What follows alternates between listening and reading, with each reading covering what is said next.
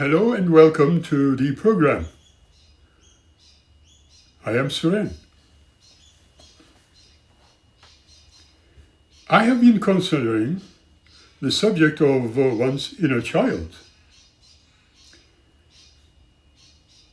This time, I would like to talk about this issue as well as how to nurture that dearest child within.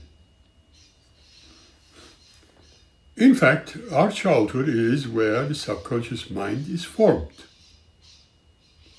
And it is also where we learn the ways we process emotions, what relations or relationships look like, and how to hold certain limits and boundaries. First of all, let us concentrate on oft-asked question. Or what is reparenting and how to begin? If you recall that I made mention of this during the last episode. As it has been said before, and I'm repeating myself, that our childhood is where the subconscious mind is formed. It is also where we learn how to process emotions, habits, and behaviors. Ideally, we may consider that our parents are also very much of self-actualized people who allowed their children to be seen and heard as the unique, in fact, very special individuals they are. The actual reality is that we live in a culture that does not truly teach conscious awareness. So then, we can most definitely claim that most of us are, in reality, born to unconscious parents. I know it is very hard to reconcile. Unconscious parents were and still are repeating the same habits and patterns they have learned from their parents or superiors. They are indeed operating from a damaged, or wounded if you like, space because of their own unprocessed emotions, according to Dr. Lepera and others in similar fields of study. It really is important to comprehend that parents can only do parenting from their own level of awareness and experiences. Remember, we can only give others what we have practiced giving ourselves. And the teacher really can teach only half of what he or she knows. We may have worked with all different demographics of people, as it was said before, like many professionals all around the world. Over time, we may have come to understand that most people seek help for relationship or communication problems, even destructive habits, addictions, and self-sabotage. Identity confusion, such as who am I, what am I, and generalized feelings of low self-worth, just as a number of practicing psychologists in the past have clearly explained. Each of these issues manifests differently, but they are all bound to one thing: our thoroughly conditioned behaviors practiced since our childhood. Some people might think that my childhood is over. There is no reason to go back there. Or if my childhood is where I learned most of my coping mechanisms, I am probably done.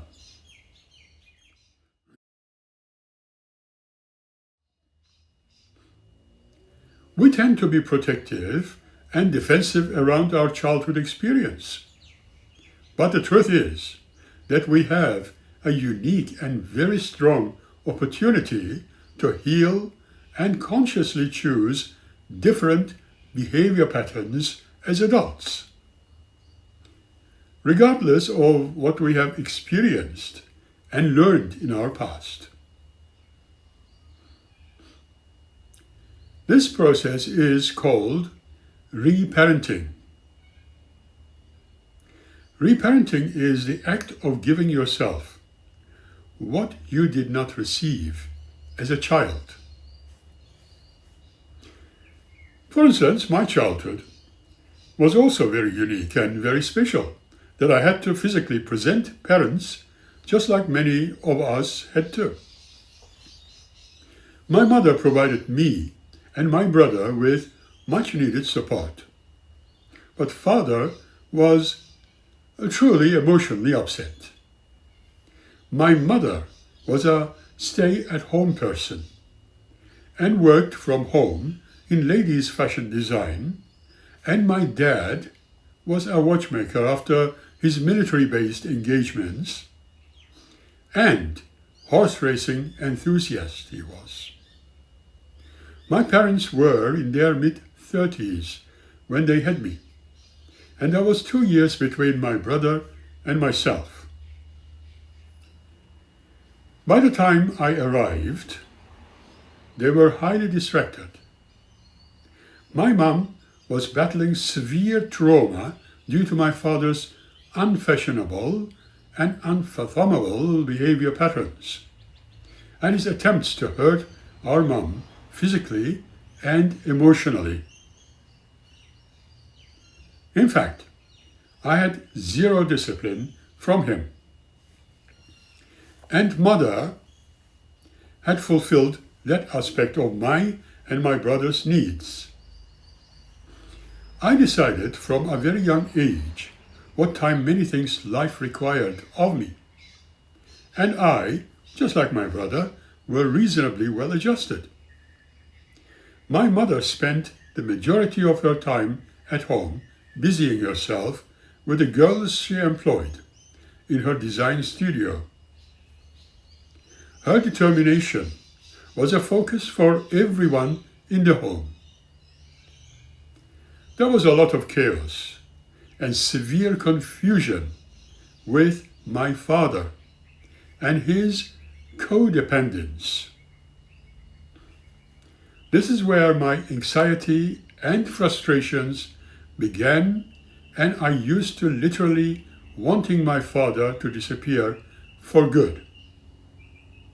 It manifested as excessive desire to live on a different world, where all things were peaceful, but also obsessive, compulsive achievement behavior was my experience.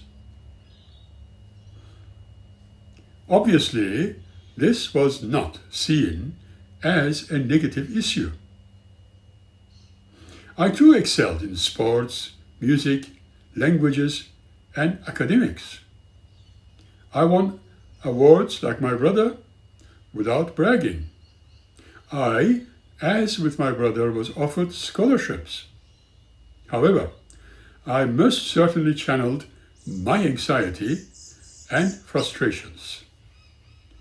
A lot of people could not understand that underneath achievement behaviors happens to be a lot of pain and unhealthy conditioning. In my late 20s, when I was no longer at school or playing sports but involved in higher education and migration to Australia, I certainly got a clearer picture of more negative manifestations, particularly after having married to a girl who chose the cultist ways of the witnesses. I did not show up for myself. My spending was awfully limited, and in a sense, I was happy for that, as it would surely go out of control as my then partner was offering most of my earnings to the cult leaders for their so-called kingdom interests in the US. I did not understand how to set or keep boundaries then, and overall had placed no focus on my physical and spiritual health, under duress, mind you. Discovering parenting was a game changer for me, especially after our first child. Admittedly, it was not my parents' fault. It probably meant nothing about who they were as people, although the witnesses tried to sever every connection with my mother and myself, believing she was a witch, which she was not, or how much they loved and accepted me. My parents were doing the best they could with their level of conscious awareness.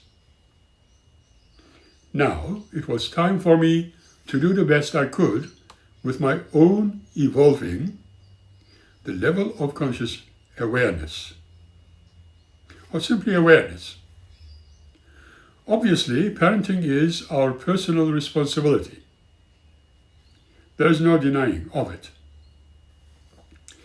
In fact, anyone can begin the process of reparenting themselves. Naturally, it takes time, commitment, and patience.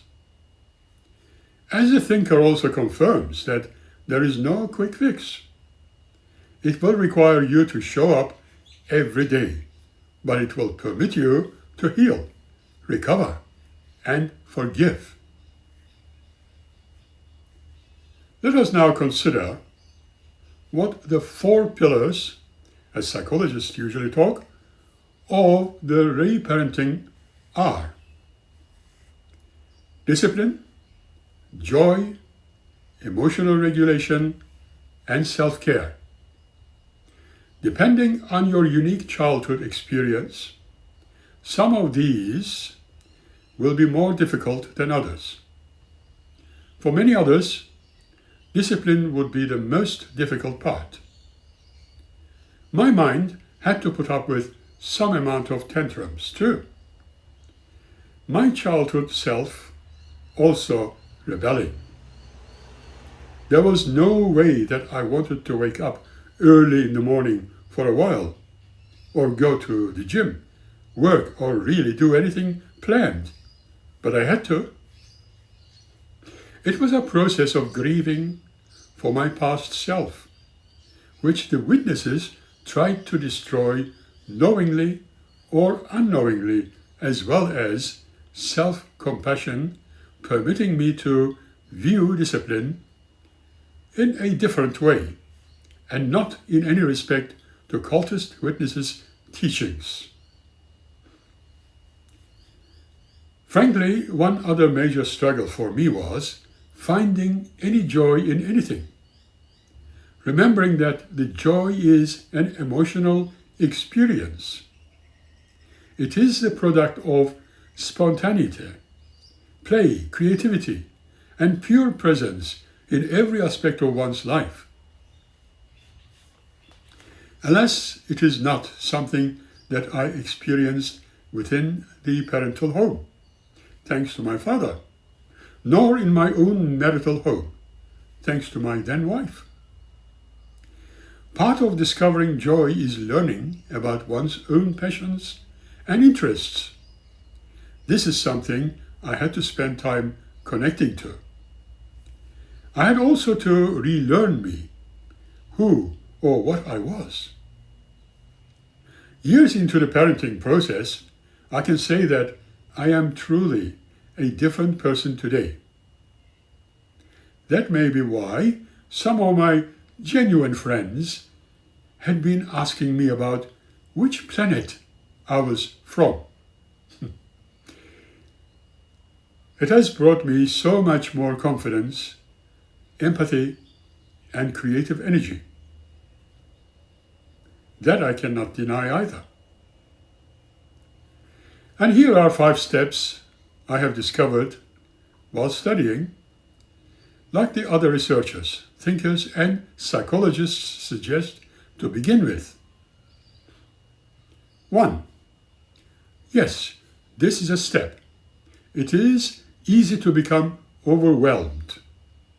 Reparenting is also a process, but it is not something that happens overnight. It is not something that happens over a couple of months or weeks. If one tries to do too much of this work all at once, one can become overwhelmed and fall back into old patterns. Therefore, it is said, follow the steps. Do not try to do too much at once. 2.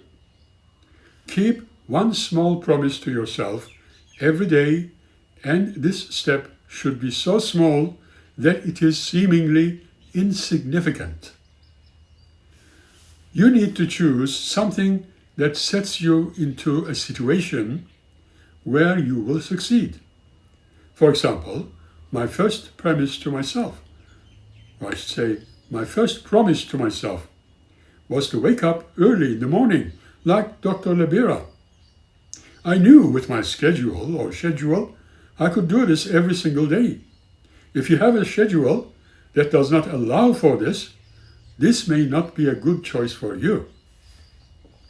If you do not go to the gym every day now, as it was said, do not promise that you will go to the gym every day. Here are some good examples. Meditate for 2 minutes. Go for a 5-minute walk around the block each morning. Cook 1 meal at least at home every day. Future self journal each night before bed. Time is important here. Do not choose any promise that takes more than 10 minutes in total. 3. Tell someone you trust, those other than your parents, if they are still alive, and that you are beginning to process. Do not share that you are doing this with your parents. It is most importantly not necessary and can be hurtful to them. And this is a good advice. Great choice. Remember, they did the best they could with their level of awareness, conscious upbringing, and will likely become defensive if you talk about this.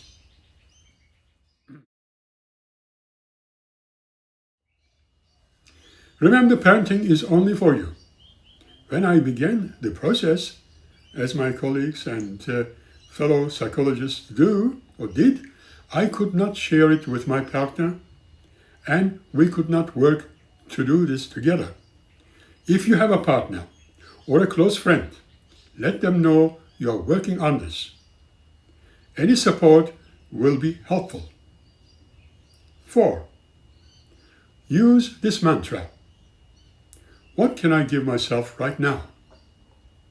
This is a mantra we can use often.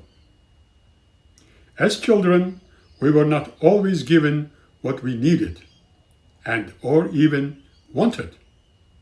As adults, we have an opportunity to give what we need to ourselves. When you feel yourself having strong emotions, ask this question. And sometimes the answer for us could be like having a bubble bath or flying a kite. Other times it is to disconnect with social media, or we may need to get into the sun for, say, 15 minutes. It is okay if and when you begin asking this question that you may feel confused or like there is no answer. And sometimes just continue asking. It is a practice of connecting with intuition.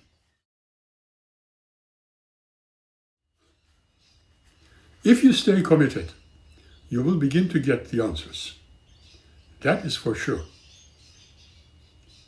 5. Celebrate when you show up.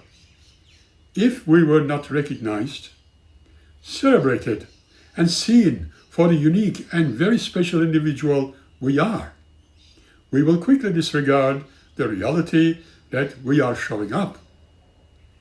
Reparenting is very difficult. In truth, it is a soul work. It's a spiritual work. Acknowledge the courage it takes. Own your progress. Celebrate the person you are becoming. Nurturing your inner child involves recognizing and validating your childhood experiences, practicing self-compassion, and engaging in activities that promote healing, recovery, and well-being, ultimately fostering essentials of self-acceptance and wholeness. Here is a more detailed look at nurturing your inner child. 1. Acknowledge and validate your inner child. Recognize the existence of that being, the child. Understand that your inner child is part of you, that carries the imprint of your past experiences, both positive and negative. Listen to their needs. Pay attention to your emotions, triggers, and reactions, as they can be close to your inner child's needs and discomforts. Offer reassurance and validation. Speak to your inner child with kindness and understanding, offering words of comfort and validation for their experiences.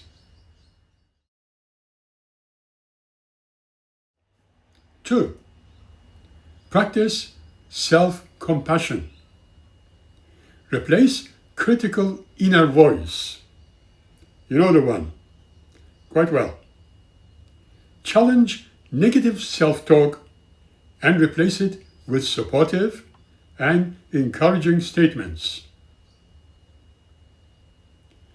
Treat yourself with kindness.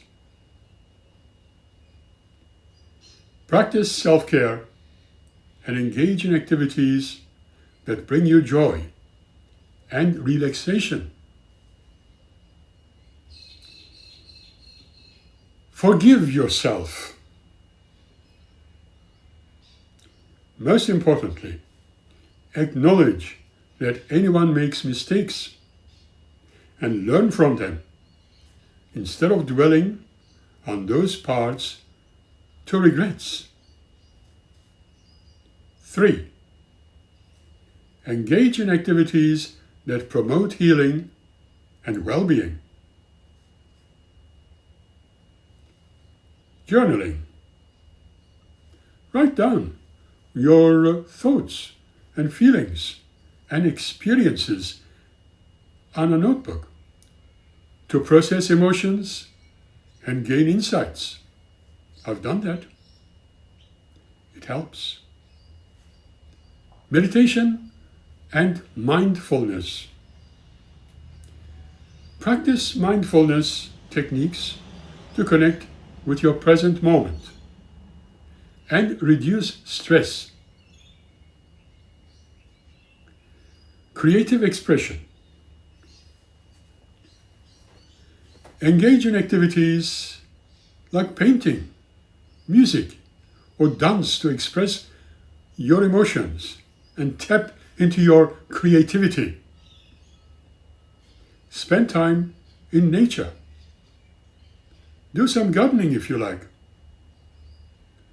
Connect with the natural world to foster a sense of peace and tranquility. Playful activities. Reconnect with the joy of childhood through playful activities like games, puzzles, or simply having fun. Seek support at times. Do not hesitate to reach out to friends, family, or even a therapist for support and guidance if necessary. 4. Reparenting. Offer the care you deserved. Provide your inner child with the emotional support, validation, and safety that they may have lacked in the past. Set boundaries and limits. Learn to say no and protect your emotional well-being by setting healthy boundaries. Develop self-discipline. Practice self-discipline and self-control to manage your impulses and emotions. Build healthy relationships. Cultivate authentic connections with others that are based on trust and respect. 5. Understanding the impact of childhood experiences.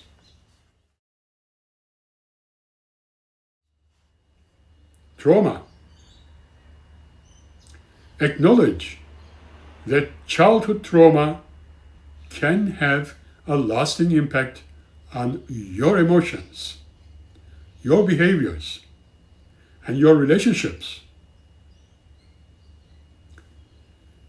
Seeking professional help sometimes. If you are struggling with the effects of childhood trauma, consider seeking professional help from a therapist or counselor or a friend. Draw links between past and present.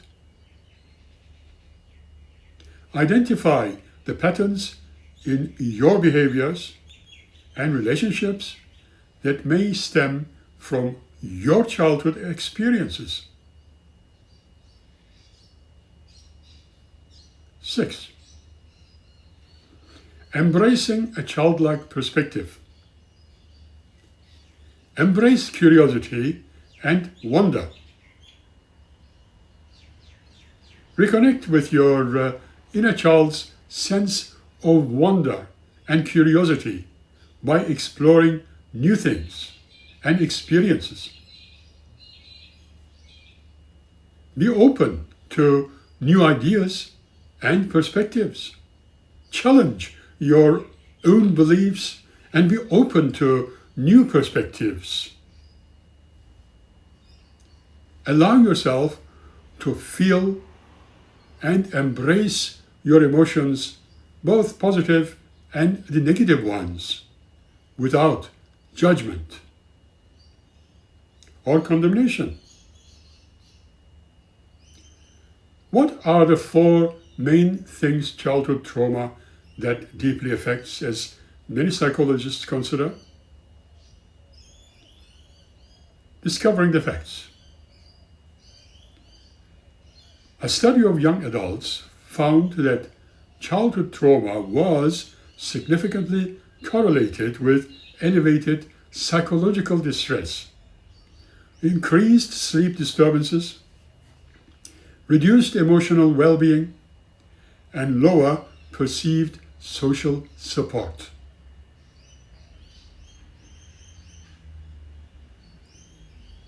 With that, without wanting to crowd your minds, for now, I will say we will meet again by the next episode. Until then, keep smiling, be happy, and smile often. Thank you for watching.